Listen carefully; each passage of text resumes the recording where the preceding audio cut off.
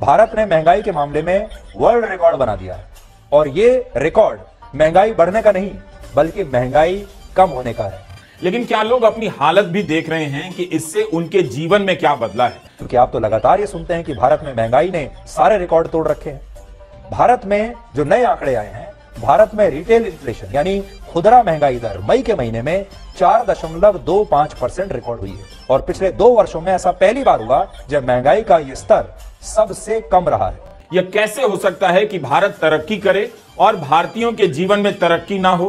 प्रति व्यक्ति आय के बारे में भारत का दुनिया में स्थान कहीं 158 छपा है तो कहीं रिसर्च में 139वां और कहीं 141वां भी मिला है। जहां भारत में खाद्य महंगाई दर 2.91% है, वहीं पाकिस्तान में यही महंगाई दर 48% के आसपास है। अमेरिका की जीडीपी का आकार 28 ट्रिलियन डॉलर है। चीन की जीडीपी का आकार 18.6 ट्रिलियन डॉलर है। जर्मनी की जीडीपी का आकार 4.7 ट्रिलियन डॉलर है। जापान की जीडीपी का आकार 4.1 ट्रिलियन डॉलर है और भारत की जीडीपी का आकार 4.1 ट्रिलियन डॉलर है। इससे पहले अप्रैल 2021 में महंगाई दर 4.23% थी, लेकिन अब मई 2023 में यह महंगाई दर 4.25% है और भारत उन देशों की सूची में आ गया है जहां पूरी दुनिया में सबसे कम महंगाई है। भारत आज भी 5वीं बड़ी अर्थव्यवस्था है, लेकिन क्या इससे आपका जीवन स्तर अच्छा हुआ है? बेरोजगारी घटी है, नौकरी में कमाई बढ़ गई है या कम सैलरी की नौकरी का सांप गले में लपेटकर आप घंटों खटते जा रहे हैं सिर्फ इसलिए कि कोई बेरोजगार ना कहे? जहां भारत में खाद्य महंगाई दर 2.91% है, बांग्लादेश में 9.24% है, अमेरिका में 7.7%, ब्रिटेन में 19%, जर्मनी में लगभग 17%। जर्मनी में प्रति व्यक्ति आय $48,000 से भी ज्यादा है, जबकि भारत में प्रति व्यक्ति आय $2,500 भी नहीं।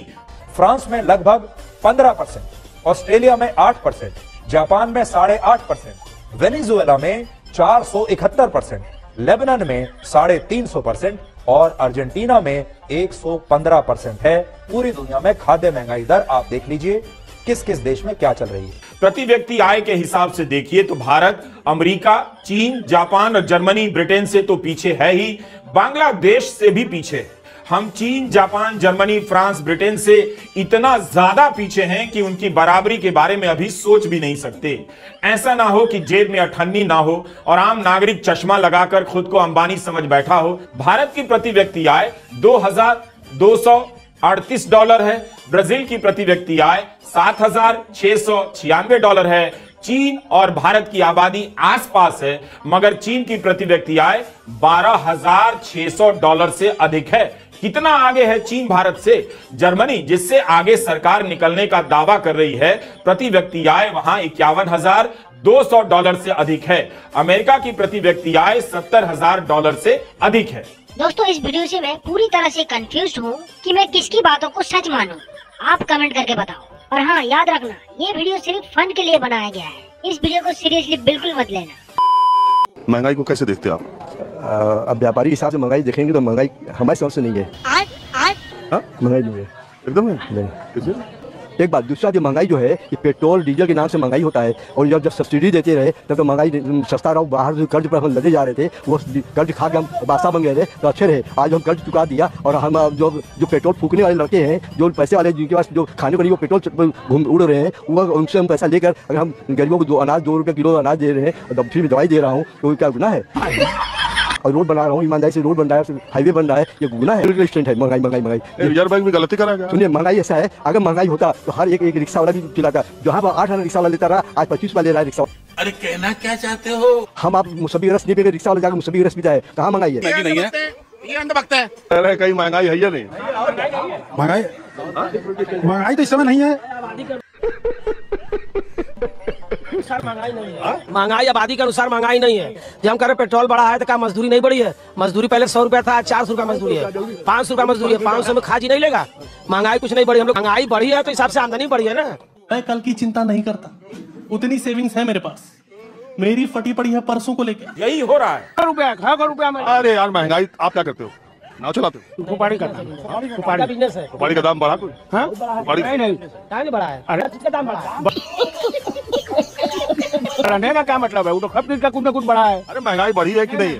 महंगाई का यह सत्य है, महंगाई बढ़ी, जनसंख्या नहीं बढ़ी है। उसका आम जीवन पर कोई असर नहीं है। नहीं है, उसका आम जीवन पर असर नहीं है। नहीं है, ये अंधभक्त है। इसी बीच में एक महिला आ गई। मैं यहाँ पर आम लोगों से चर्चा ये कर रहा हूँ कि महंगाई बढ़ी है कि नहीं और आम लोगों की जिंदगी में उसका असर है कि नहीं। हाँ जी, हम लोग चाहते हैं कि हमारा भारत बहुत आगे जाए, हम यही चाहते हैं और हम लोगों को महंगाई का कोई असर नहीं पड़े।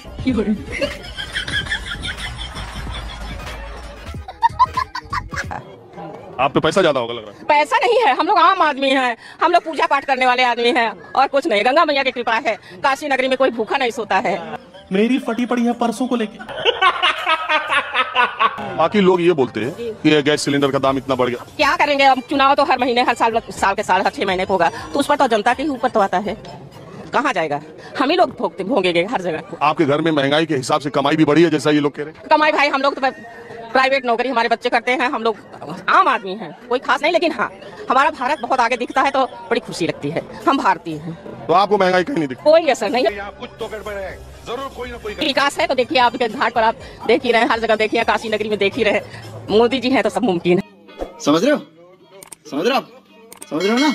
महंगाई तो वही है, महंगाई है, रोजगार उस हिसाब से नहीं है। इस समय विकास हो रहा है, विकास होगा तो महंगाई बढ़ेगा ही। नहीं है, ये अंधभक्त है। लेकिन अगर अर्थशास्त्र के हिसाब से देखिए तो वो वहाँ ये माना जाता है कि अगर महंगाई बढ़ी तो विकास पर उसका असर विपरीत पड़ेगा। नहीं, ऐसी बात नहीं है। विकास गलत समझते होंगे। हाँ, कागज पर और अर्थव्यवस्था किताबी ज्ञान ज्यादा। हाँ, मनमोहन सिंह भी अर्थशास्त्र नहीं समझ पाए। नहीं समझ पाए, तभी ना चले गए, बदल लिए गए। हाँ, रोबोट थे, वो तो दूसरा कोई चला रहा था उनको। क्या बात करते हैं यार? है, उनको तो पीछे से पैकिंग। मनमोहन सिंह को अर्थशास्त्र की कोई जानकारी थी नहीं? नहीं। अभी बदत है भाई, अभी बदत है।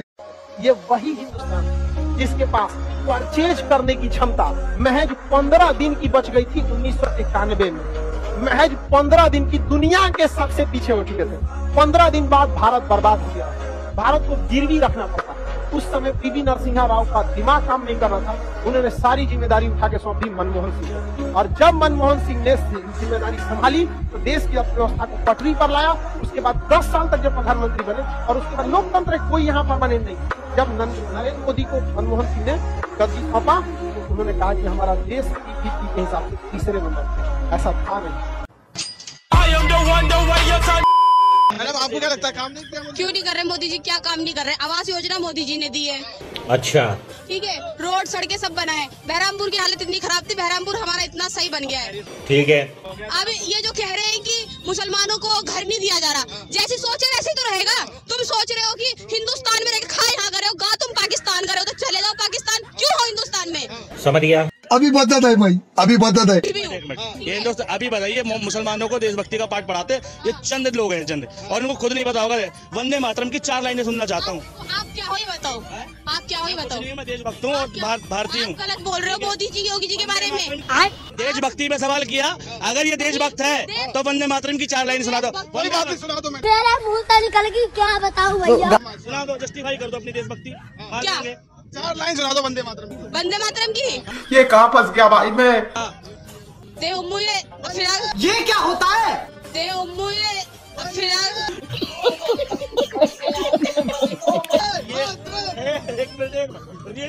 ऐसी रियलिटी निकलेगी। ये जितने लोग हैं ना जिनको मुसलमानों में पाकिस्तान वंदे मातरम ठीक है, वही लोग हैं जिन्हें वंदे मातरम याद नहीं, जिन्हें राष्ट्र का रा नहीं पता, जिसे देश का दा नहीं पता, वो देश के बारे में बताने लग रहे हैं। बात तो सही है। राष्ट्रीय गान की बात कर रहे हो, ठीक है भैया, गलत बोल रहे हो, ठीक है।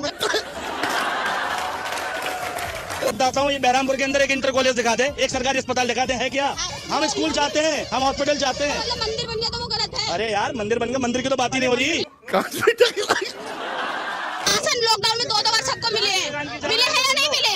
क्या चाहते हो आप लोग? योगी मोदी से घर घर आके राशन खाना खिलाए क्या आप लोगों को? प्रधानमंत्री 5 किलो राशन से कुछ नहीं होता, लोगों को सक्षम बना दो, अपना खरीद के खा ले। आजादी के 75 साल बाद अगर हमारी जनता 5 किलो अनाज के लिए लाइन में लग रही है तो दुख की बात है, गर्व की बात नहीं है। This is not achievement. क्या बात करते हैं यार? अगर हम लोग आजादी के बाद भी हमारे देश के लोगों को इस लायक सक्षम न बना सके कि अपने पैसे से वो बाथरूम बनवा सके, अपनी बहन बेटियों की इज्जत का ध्यान रख सके, दुख है हमारे लिए।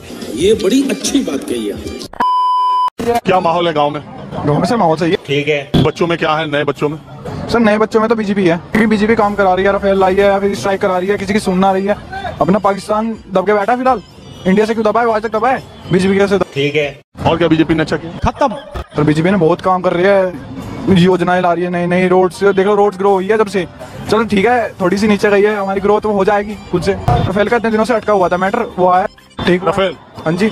कश्मीर में से कौन धारा 144 हटा रहा था? कश्मीर में से कौन धारा 144 हटा रहा था? कश्मीर में धारा कौन सी लगी? 144 खत्म कर दी। हाँ खत्म तो हो चुकी सर वो। मोदी जी ने 372 हटाई है। क्या बोला तूने? 372 376 376 हटाई है। ये तुमको कैसे पता चला कि 144 कश्मीर में खत्म हो गई? न्यूज ना आती है सर। धारा 144 तो हर जगह लग गया, कश्मीर में कैसे? कश्मीर में तो पहले से थी ना। अच्छा। वो लगी हुई थी वहाँ पे, इंटरनेट वगैरह एक्सेस ना, 2G का एक्सेस था, वहाँ इंटरनेट करवाया, प्रोवाइड बहुत कुछ कर रहे हैं। तो ये खत्म कर दी क्या किया योगी जी ने? तो बहुत कुछ किया, स्टूडेंट्स के लिए बहुत कर रहे हैं, नई योजना लाई है लैपटॉप वगैरह वाली। मिला लैपटॉप? अब देंगे तो कुछ ना कुछ, तो जब लाएंगे योजना कुछ ना कुछ तो लाएंगे, हमें प्रोवाइड करेंगे कुछ ना। स्कॉलरशिप लाएंगे अभी। अरे ऐसा तो चुनाव आ गया तब सब ऑप्शन आ तो रहा है। हमारे एक सीनियर ने मुझसे कहा अवध इस देश का कुछ नहीं हो सकता।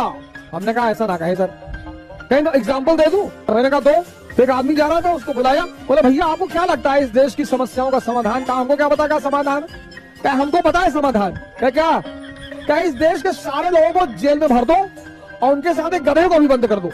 उस आदमी ने कहा कि गधे को क्यों बंद करोगे? तो मेरे सीनियर मेरी तरफ घूमे, बोले देखे मैं तुमसे कहा था ना, ये गधे की चिंता पहले करेगा, ये आदमी की चिंता नहीं करेगा कि सबको काहे बंद करोगे, पहले ये पहले गधे की चिंता करेगा। यही इस देश की दिक्कत है कि बहुसंख्यक लोग सही चीज पर ध्यान नहीं ले जाते।